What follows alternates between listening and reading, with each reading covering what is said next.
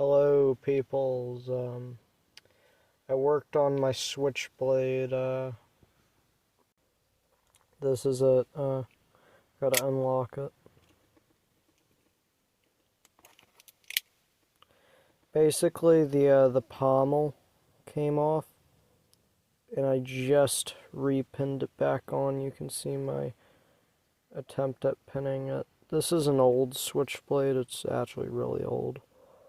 I've had it for a long time. But yeah. You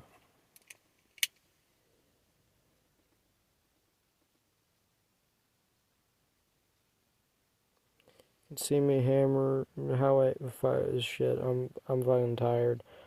You can see how I hammered it back on the pin for the pommel.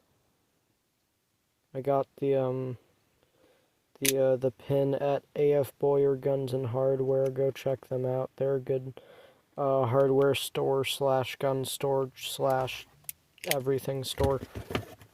I'm fucking tired. I'm sorry. Yeah.